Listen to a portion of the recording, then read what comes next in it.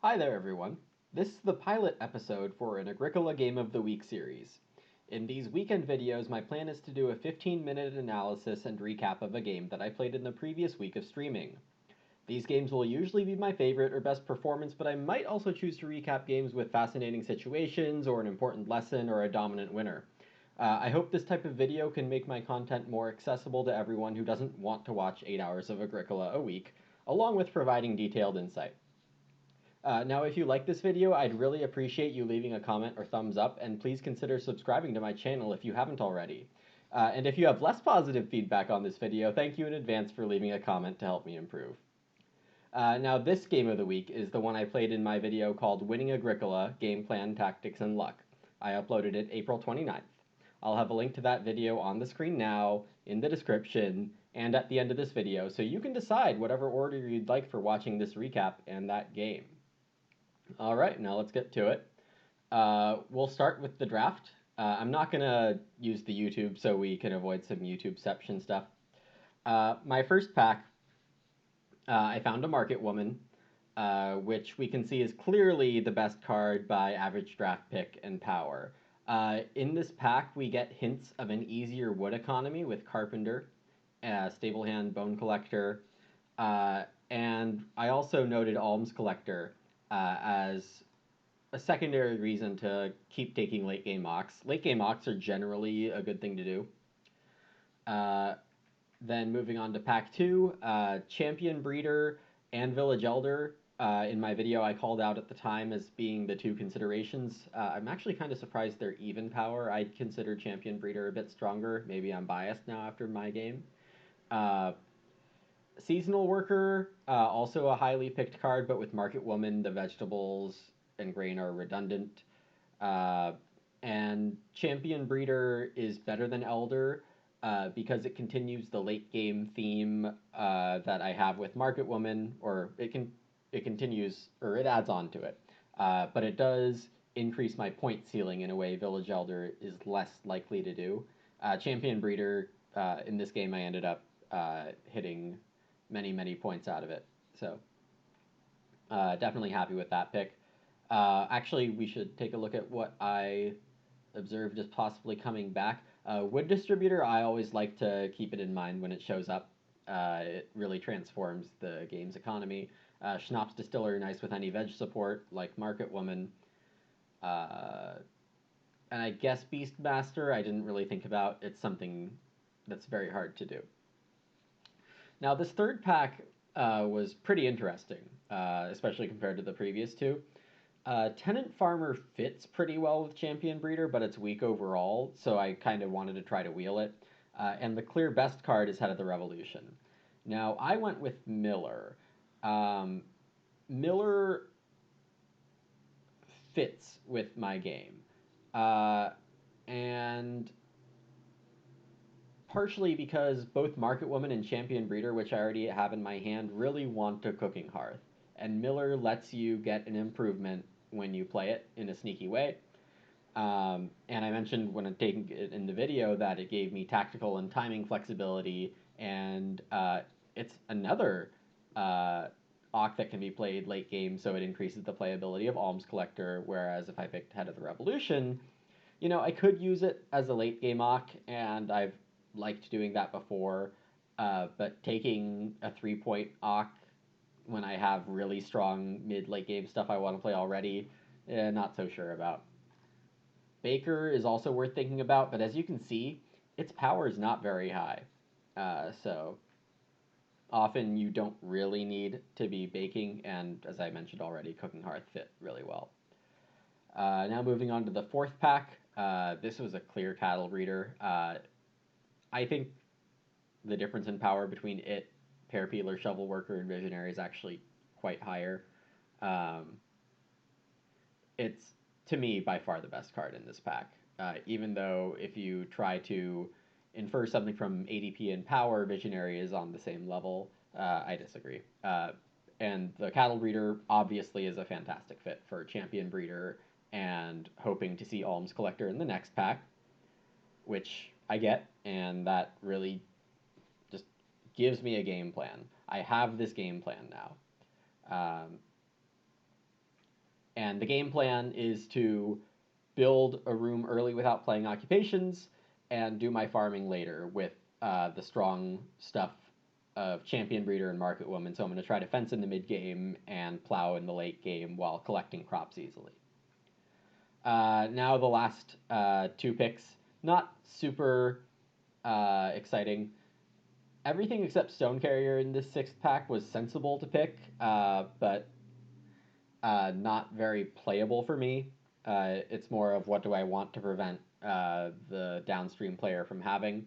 And here I decided Schnapps Distiller. As I mentioned in the video, Schnapps Distiller makes feeding pretty easy, but I have good feeding already, so I wanted to like deny that on the chance that Seasonal Worker was taken by Sabosh, who was downstream from me, and it turned out he did take Seasonal Worker. So with this move, I did end up getting rid of one easy food machine.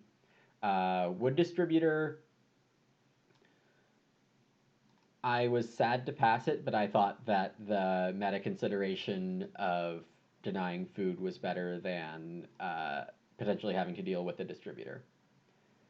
And then with distributor passed on, baker not really necessary with a likely cooking hearth.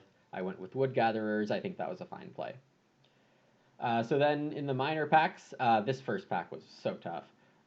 We see a wood cart in a wood distributor game. This just completely destroys a wood distributor if I, for example, picked it first. And I might have picked it first if there weren't these two complete aces in the pack.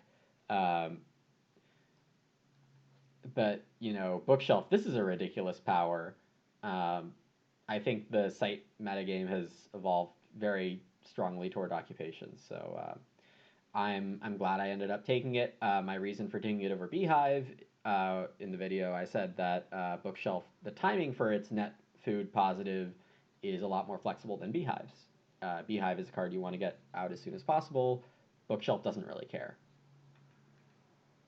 I guess I should mention on the wheel there was the fishing card, Trip to the Lake, farm name, ceramics, crooked plow, rope fences are all okay. So I knew I had some kind of farming or baking stuff coming back. All right, the second minor, Winter Pond's definitely a good card. It deserves this 4 power. Heavy Plow is the clear pick as a fit with the cattle breeder and the champion breeder. I just wanted a lot of cows to help plow with. Yeah, and as I mentioned earlier, what I consider a fit is how my farm comes together in terms of timing. So for me, again, early room with no Ock, build a lot of fences, start gathering animals and breeding them, then gather crops with Market Woman, and then sowing would be the last thing I look for. Now this third minor pack is not super exciting, and Swimming Studio acts on Fishing Spot. With Wood Distributor potentially in game, I want to be drafting things that help on wood accumulating spots or the one clay, the one reed, the fishing. If I can get boosts for those, then I'm going to do better than others in a Wood Distributor game. So that motivated me to take Swimming Studio ahead of something that is normally more powerful in Large Sun Hat or tactically nice in Lumber. I want to make sure that I don't get screwed by the Wood Distributor. Now, this fourth pack had a lot of useful stuff. Powers, 5 of them over 2.5. That's Wild Greens with 3. I think it just needs to be picked higher.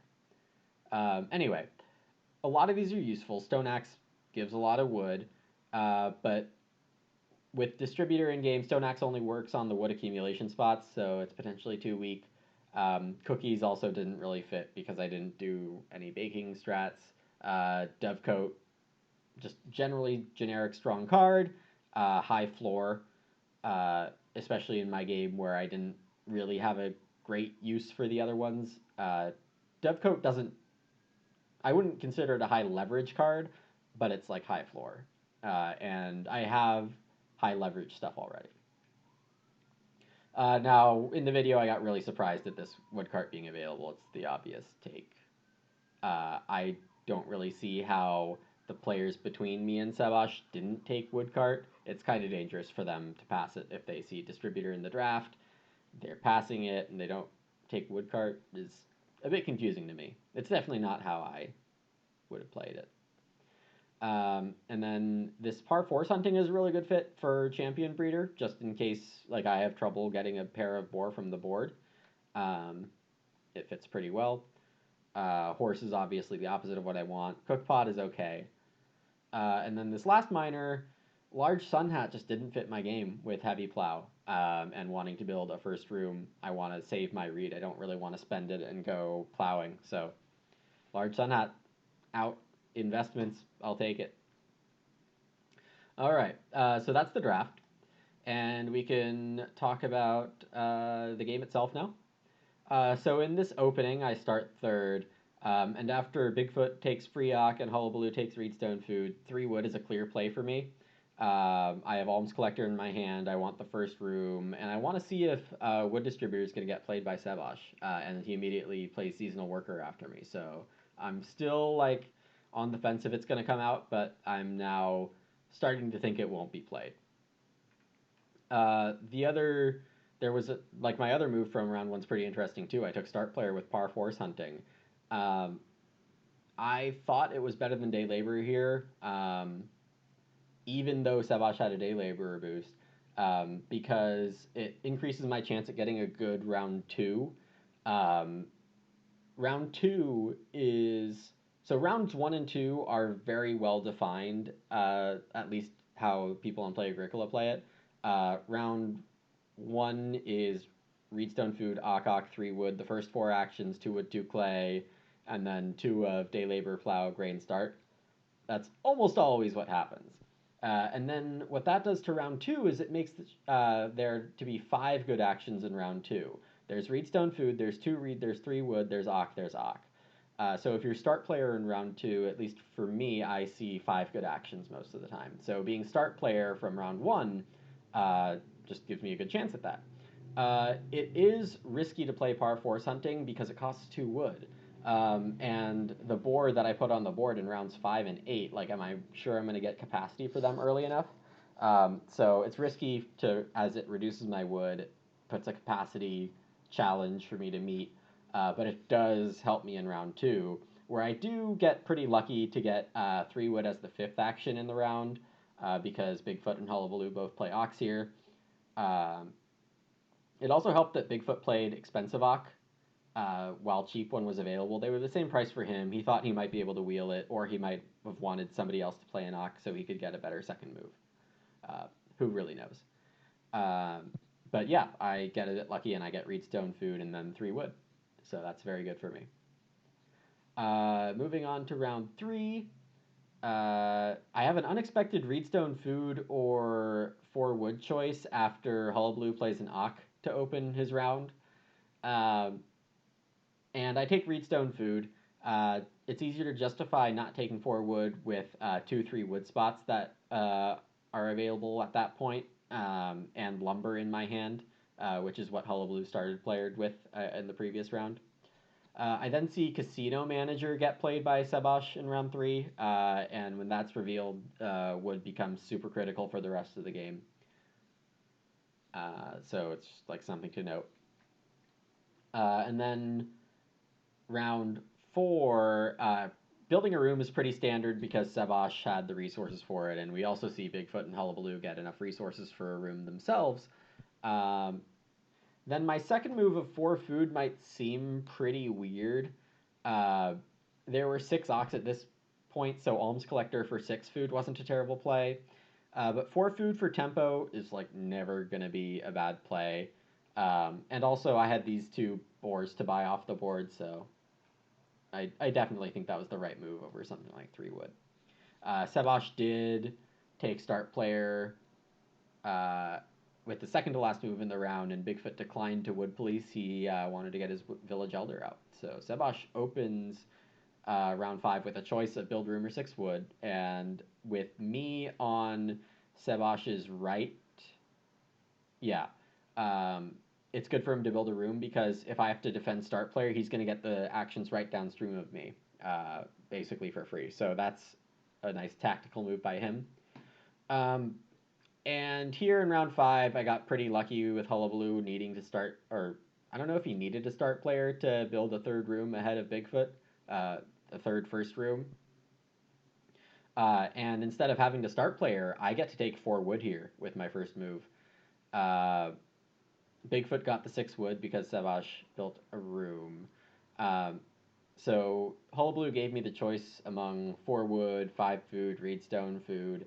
I took 4 wood, it being a casino manager game. Uh, it also gives me an easier way to threaten a room later, which is a tactical advantage that you'll see in a bit. Um, and then let's see what happened right after that. Savash got a cookery and Head of the Revolution, another 4 Woodok to keep in mind. And I play Alms Collector with my last move of round 5 instead of taking 5 food. And that's basically because my miners needed some high occupation prereqs. Otherwise, I probably just take 5 food and chill. But as I mentioned in the video, one of my kind of weaknesses if is like not playing my ox early enough and just being too willing to take stuff from the board. All right, so growth flips in 6, which is great. I get to grow. I play Dovecoat because I have 2 stone hanging around. And my second move of 2 reed is pretty critical. Savash defended start player after Hullabaloo's room. Typical stuff. And then the 2 reed action makes Bigfoot need to stress about building a room, and that makes Hullabaloo have to stress about growing, and then passes a good action to me. So this is a move that is not start player, but gives me a move almost as powerful as one I'd get if I was start player. Round 7, what happened here? Yeah, so that 2 reed ended up giving me a 6 wood action as the 4th player in round 7. And getting the 6 wood action gave me the line to fence 12 in round 7. And with my second pig coming in, 2 boar that ended up, 2 sheep that ended up available in round 8, just a fantastic play. It also gave me a line to build a 4th room. I didn't like how the growth queue was looking with Bigfoot having 2 empty rooms and Hullabaloo having 1. So I elected to just fence and maybe take more wood later. And then this is just a 1 food ock play. I just kind of did this to be a bit showy. But I played Market Woman, and I ran out of like great moves to do because Bigfoot and Hullabaloo took 6 clay reedstone food. So I just, start playing the late game ox that will come into effect later. So that's my involvement in the growth queue. It's not the end of their involvement with the growth queue, and that ends up helping me a lot. All right, so I see I'm already at like 18 minutes, which is a bit longer than I thought this video would be. Maybe I need to tighten this up in the next ones. Let me know if this is a good level of analysis or not. So in round 8, I'm into the mid game. I'm taking 2 sheep. I've no need to risk not getting this breeding pair with like a really lame board. I gave Hullabaloo 6 wood at the end of this round by taking fishing and Ock. I kind of wanted 3 wood, but 4 wood would just be better for me, and Hullabaloo's been showing throughout this game that he's not doing the typical line, which is often fine. Like, there's plenty of good reasons to not take the typical line, but I wanted to see if he'd be willing to pass on 6 wood again, or I don't know if I'd call it again, but it's a little risk, but it could have paid off really great, so I went for it. Let's see. So then Hullabaloo also does this move in round 9. These actions aren't super exciting. I kind of just took the best space on the board. This veg grain was super unnecessary, but I needed to do it eventually, just kind of filling in moves with nothing to do. Hullabaloo tries to start build ahead of Savash, but Savash gives him the stable block. As a consequence of doing this, I get second player again, which keeps helping me. And in rounds 10 and 11, there's still a fight for uh, family growth among everyone with rooms, and I just keep taking huge piles of stuff. I got the 6 clay here. This was a 4 wood. This was a 3 stone. So I'm just trying to take advantage of what the board gives me. I'm only on 3 people, but my tempo is really good. And yeah, I was taking notes for this. Obviously, this is mostly a prepared dialogue or monologue. In the commentary, I clearly have checked out by this point, like round 9. I am not thinking about the growth queue. Uh, Everyone's taking moves that they need to do for the growth queue, and I'm kind of like just making sure I get my fences up, I get my animals breeding. Yeah, I played champion breeder. Where did I do that?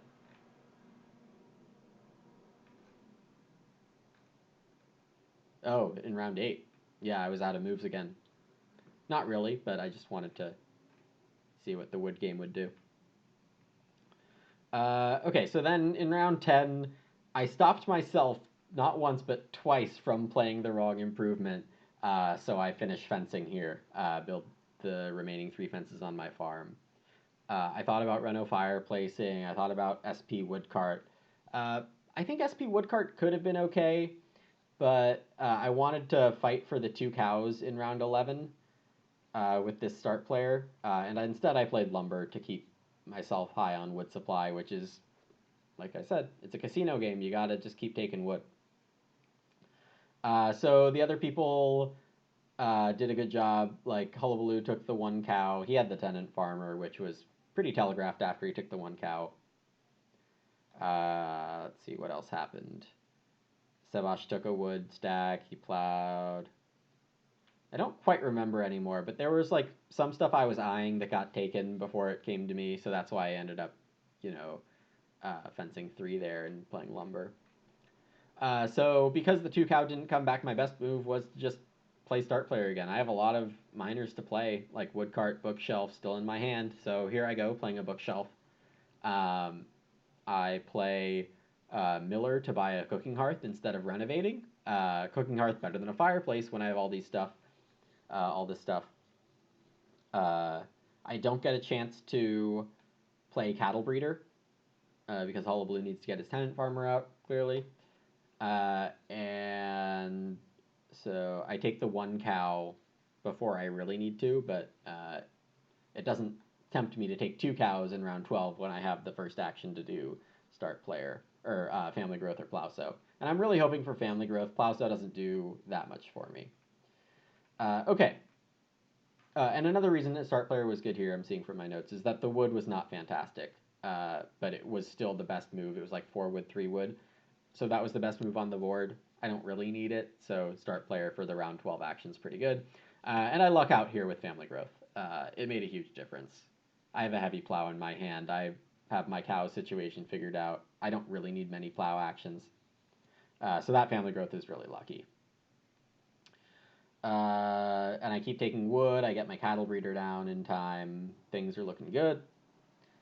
Round 13. I think this is my favorite move of the game here. It's round 13, so the start player action gives you first player in the last round, always a super critical action. Bigfoot leads off, making sure he gets his crooked plow, and Hullabaloo takes family growth. Now here, I have a ton of good actions. I can plow sow for 1 field. I didn't have heavy plow down yet. And, I could start player immediately with heavy plow, but instead 4 wood. And the reason was this was 3 sheep, this was 3 boar, this was 2 cows. This board is juiced. So I love finding moves like these that keep the board really juicy, disincentivize other people from starting on me. And the 4 wood is super important for Casino Manager and Head of the Revolution, which had both not been claimed yet. Savash eventually gets Head of the Revolution with the last move here in round 13. And Hullabaloo needs to get his iron plow down. So he starts, which means he's going to take the iron plow move, and I'm going to get plow sow. So that start player action is what I would consider an indirect consequence of my earlier plays. To be this specifically lucky to have this high of a leverage of sequence of moves, the heavy plow to plow sow 4, that's not usual. But I think taking the 4 wood was a really good tactical move to make sure I get a good position in round 14. So, as I mentioned, Sabash successfully and correctly takes head of the revolution here. Uh, with my line, which I really love in the video and I think is a really nice line, heavy plow after taking 2 cows on major and then 4 stables is how I ended the round. So I'm threatening to take out of the revolution, so Sabash takes it. But he was probably planning on this anyway. He was a bit short on wood, and this gives him enough capacity and variation of animals. And then round 14, after the plow sow, is honestly pretty boring. Round 14, you really just want to be finding your points. It's an important idea, I think, to become a strong player, is just counting the value of your last moves. For instance, renovating for me is kind of weak. I had 1 clay to start the round, so I would need a 2 clay action and a renovation action to get 3 points of my renovation. Add on to that, that reno was really contested. It was the first action for 2 of the 4 players. So, uh, yeah, just keeping in mind like how much points you're getting at the end of the game is super important. So I think this was uh, a zillion points, approximately 2 points, 1 point, and 0 points. I had no point moves left, so I just did a little potential block here. Yeah, so at the end of the game, it wasn't that close, 51-44, 39-38. So I hope this video was enlightening. Hopefully it encourages you to watch the full video or to rewatch it even. And yeah, let me know what you think. Thanks for watching.